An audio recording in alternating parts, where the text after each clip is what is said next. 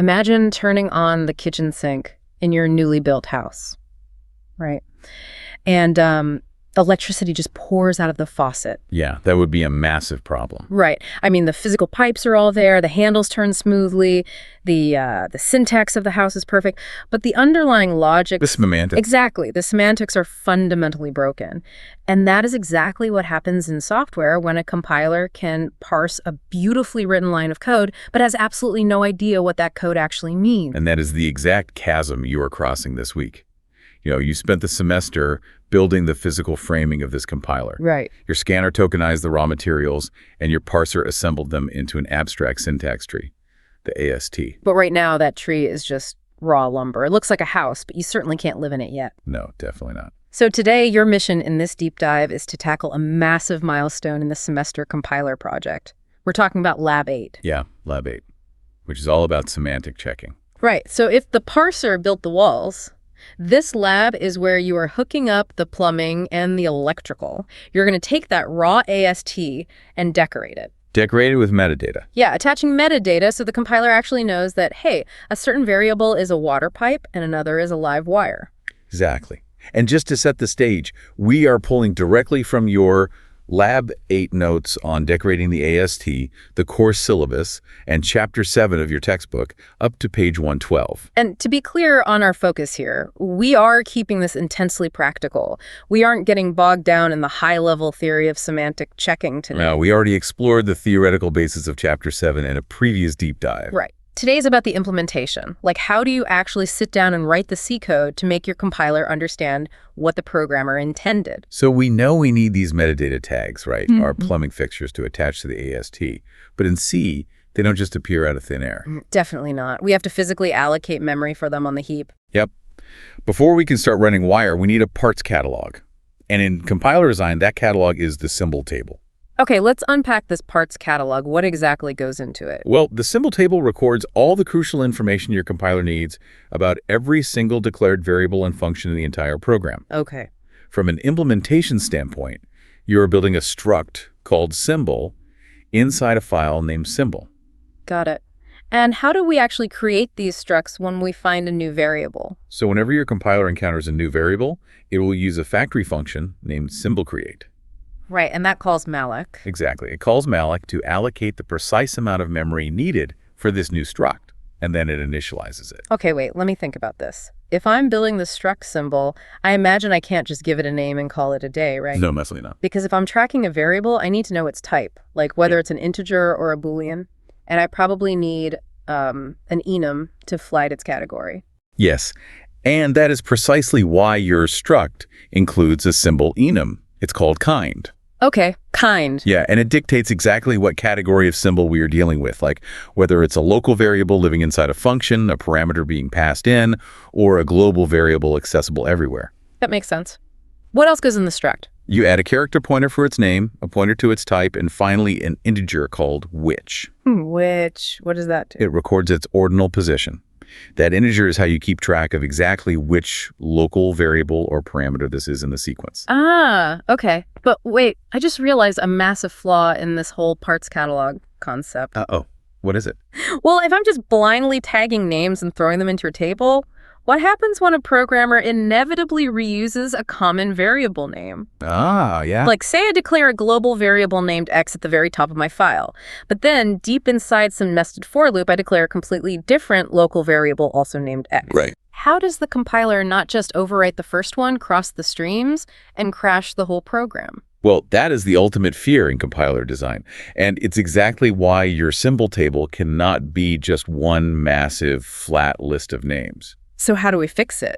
To solve this overlapping name problem, we implement the concept of scoping. Scoping, okay. Yeah, scoping is the mechanism that isolates different definitions of the exact same name based on where they physically live in the code.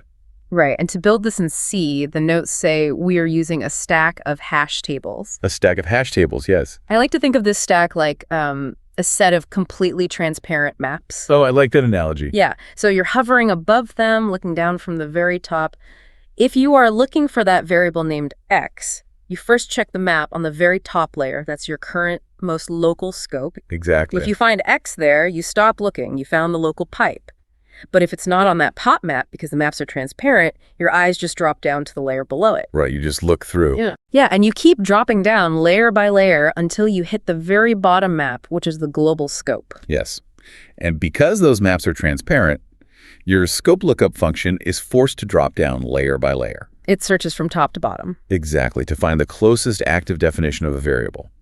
That's how it safely finds a global X if there isn't a local X blocking the view. But sometimes you don't want to look down, right? The notes explicitly require a second function. I think it's called a scope lookup current. Yes, scope lookup current. Consider the alternative if you only had the deep lookup. Okay. If you are parsing a block of code and a programmer tries to declare a new variable named y, you need to know if you already exists in that specific room in the house. Right, you don't care about the rest of the house. Exactly.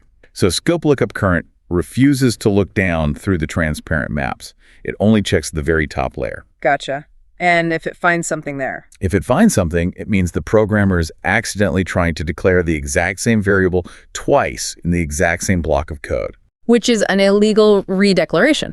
Bingo. Okay, so we have our transparent maps to manage the scopes, and we have our symbol structs to act as the metadata tags. Yep. But how do we actually walk through the raw lumber of the AST and start attaching these tags? I want to visualize this. Let's actually trace a complex traversal. Sure. That's right. Say we have a C program. At the very top, there is a global integer x. Then we have a main function.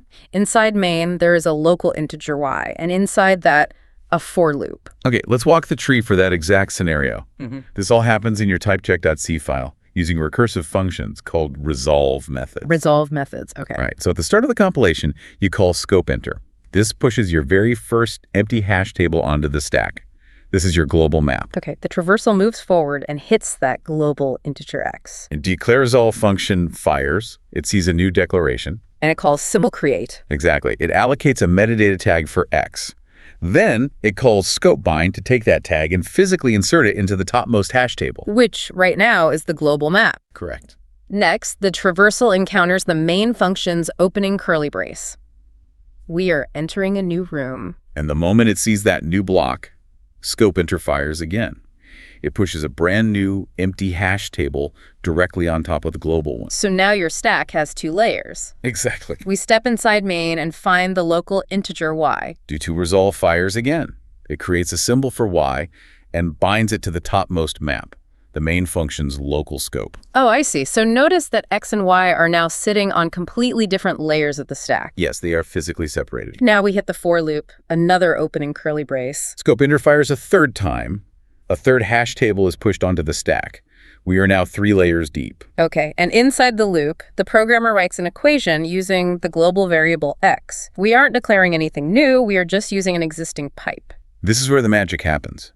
Your traversal hits an expression node, so expresol fires. Okay. It needs to know what kex is, so it calls scope lookup. The transparent map lookup. Exactly. The lookup function checks the top layer, the loop scope, not there. It drops through the transparent map to the middle layer, the main scope, not there. And it drops to the bottom layer, the global scope. And it finds X. Wow. And here is the crucial physical connection. Scope lookup doesn't just say, yep, I found it. No, it returns a pointer. Right. It returns a pointer to that specific symbol struct in memory.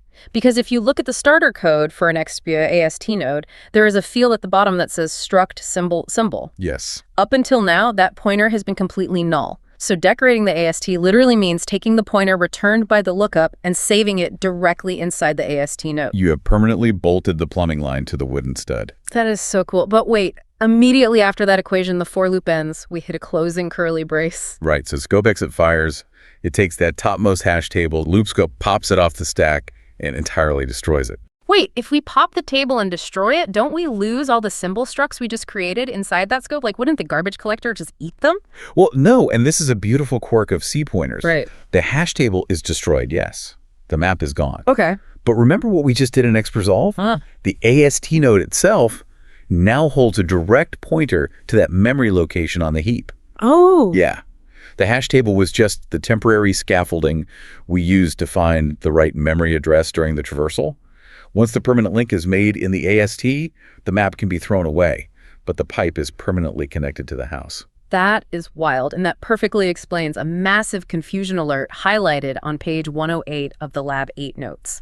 Oh yeah, the textbook diagram. Yeah, the textbook shows this neat static diagram of a stack of hash tables with a global scope at the bottom, a function scope in the middle, and an inner scope on top. Right. But the notes explicitly warn that the stack will never actually look like this when traversing the AST.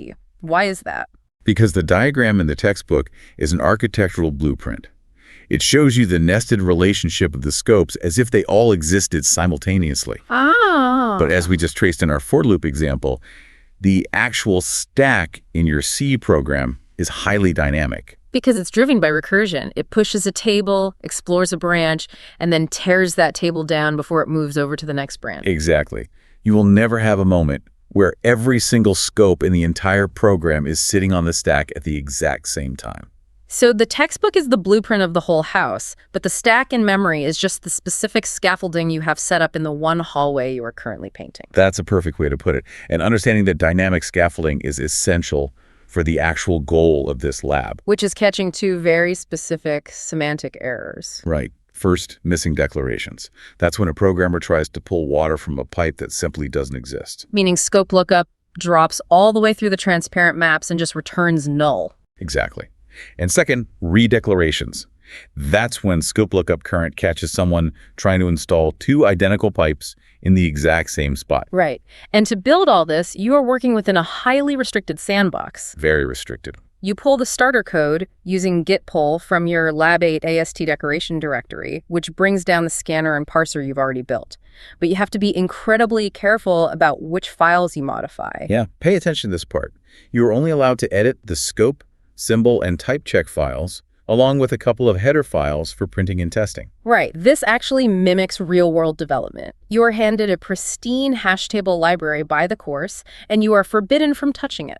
You cannot alter main.c. You cannot touch the make file. You just have to plug your semantic logic into a legacy code base you don't fully control. Exactly. And there are strict rules around using AI assistants too. Right. You can use the course's designated LLM tool, BitBuddy, but only to help write up to 2 scope-related functions and up to 1 resolver function. And you must cite it. You cannot just ask the AI to write the entire recursive traversal. Yeah, why the strict limit on the AI? The restriction is there because if you don't personally write the recursion, you won't be able to debug it. That makes total sense. When your compiler inevitably throws a segmentation fault, an LLM won't be able to untangle 100 interconnected recursive node visits for you. You need to intimately understand how the stack is growing and shrinking. Which leads right into the debugging advice in the notes. Here's where it gets really interesting.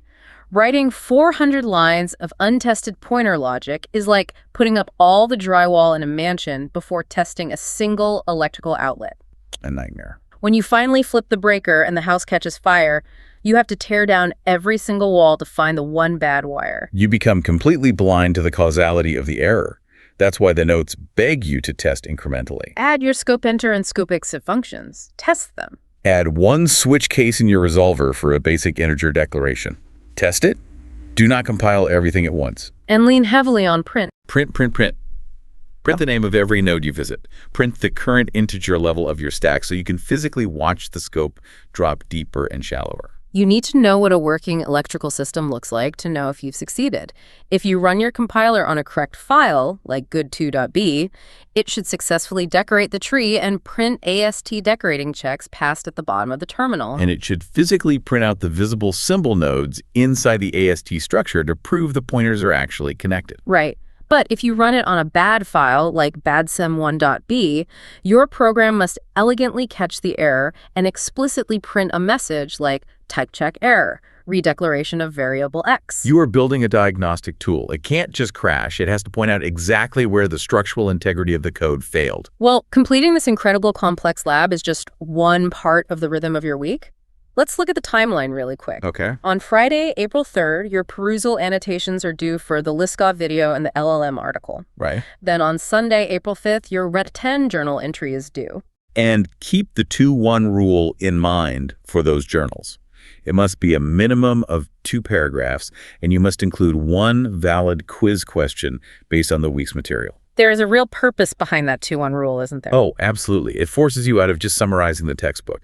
Writing 2 full paragraphs requires you to reflect on the actual friction you experienced while coding. And formulating a quiz question forces you to think like the professor.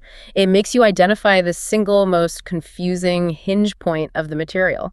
Like the dynamic nature of the stack we just talked about. Exactly. It's an exercise in metacognition. And you will likely have plenty of friction to write about because the big deadline is Monday, April 6th, when Lab 8 is officially due. Yeah, that's the big one. So what does this all mean for your weekend? Given this dense week of deliverables and a very challenging C implementation, how should someone prioritize this timeline? My strongest recommendation is to divide the architecture from the traversal. Okay, how so? Get your scope and symbol files completely working and tested before Friday. Build the structs, write the factory functions, and implement the stack of hash tables. So use the provided test functions to verify that your transparent maps are pushing, popping, and looking up perfectly in isolation. Exactly. Lock down the parts catalog and the map system entirely. Because that frees up your entire weekend to focus solely on typecheck.c. Right. Writing those recursive AST traversals requires deep, uninterrupted focus. If you're trying to debug a segmentation fault in your tree walk, you do not want to simultaneously be wondering if your hash table push function is randomly dropping pointers. Separate the concerns. Exactly. Okay, let's pull back and recap the massive architectural shift you're building this week. We started with raw lumber, the AST from your parser. We defined a struct symbol to act as our metadata tags. Yep. We managed those tags using dynamic scopes, visualized as a stack of transparent maps implemented via hash tables. That's right. And we traced how to walk the AST to literally decorate the nodes, linking the shape of the code to its actual meaning so we can catch missing declarations and redeclarations. It's a profound evolution for your compiler. It really is. But as you build this, there is an important scenario to mull over. In Lab 8, we are just mapping names to definitions. We are making sure the pipes exist. Okay. But what happens when a programmer defines a variable as an integer, but later down in the code, they try to assign a Boolean true or false to it? Oh, wait. Name resolution won't catch that at all. The names exist, the lookup function will find them and happily connect the pointers. Exactly. The plumbing is connected, but you are trying to pump gas through a water pipe. Oh, wow. Next time, in Lab 9, we will have to use these exact same decorations, the metadata pointers you are bolting to the AST right now, to enforce actual type checking. So how will your compiler know if a mathematical expression is legally allowed to happen based on the data types? Let that simmer while you code this week. Just remember, you are no longer just framing the house. You are hooking up the logic. Be careful with your connections, test your scopes in isolation, and whatever you do, do not put up the drywall without testing the wires. Take it one recursive function at a time. Good luck with Lab 8.